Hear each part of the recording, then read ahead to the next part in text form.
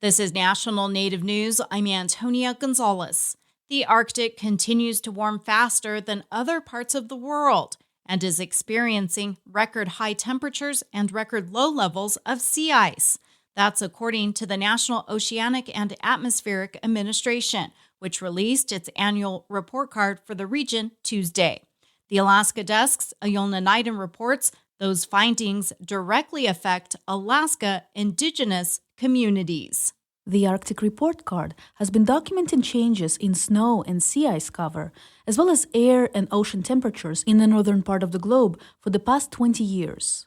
It has shown that in that time, the Arctic's annual temperature has increased at more than double the global rate of temperature changes. Hannah Marie Ladd is the director of Indigenous Sentinels Network. These changes cascade directly into people's lives, affecting fisheries, coastal safety, and subsistence harvests. We are no longer just documenting warming. We are witnessing an entire marine ecosystem, which is tied to our economies and culture, transform within a single generation. The report highlights an emergent phenomenon called rusting rivers. That's when permafrost thaw causes groundwater to seep deeper and interact with mineral deposits, which likely turns some streams and rivers to a rusty orange color. Abigail Pruitt says that in Alaska, over 200 streams turned orange in recent years. Within Kobuk Valley National Park, we observed the complete loss of juvenile Dolly Varden and slimy sculpin in a tributary to the Akillik River when it turned orange.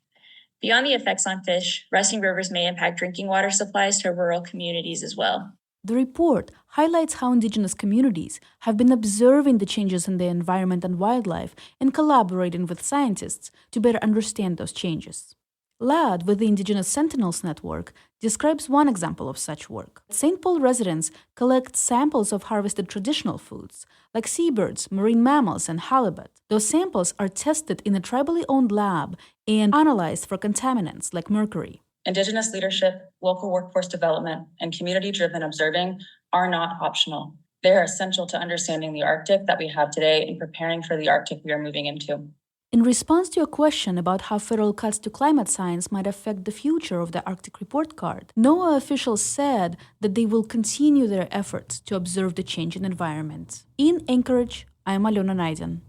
2 tribal communities in New Mexico will be receiving state grants for high-speed internet development. KUNM's Jeanette Didios has more. Santa Clara Pueblo and the Fort Sill Apache Tribe will each receive a planning grant of $100,000 through the New Mexico Grant Writing, Engineering, and Planning Program. In a release, the state's Broadband Policy and Programs Bureau Chief Andrew Wilder said the funding will help start important projects in tribal regions that lack high-speed internet. Santa Clara will use its grant to build fiber lines connecting homes and provide Wi-Fi service. Fort Sill plans to create a high-speed broadband network connecting unserved homes. The tribe has already secured $500,000 in infrastructure funding for fiber, equipment, and trenching.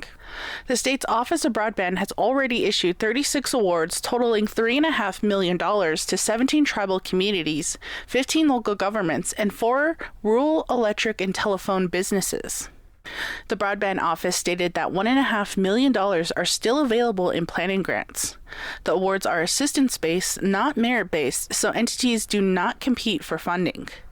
No matching funds are required. For National Native News, I'm Jeanette Didios. And I'm Antonia Gonzalez.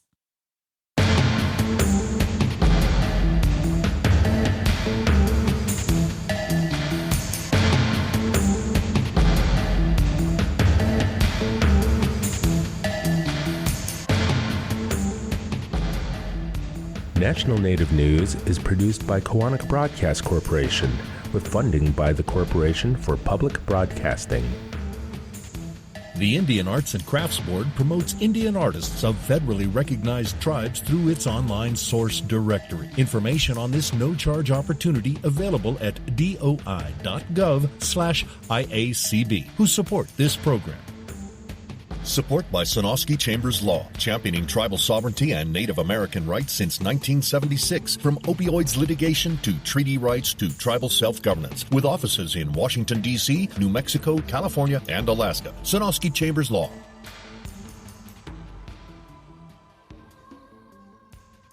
Native Voice One, the Native American Radio Network.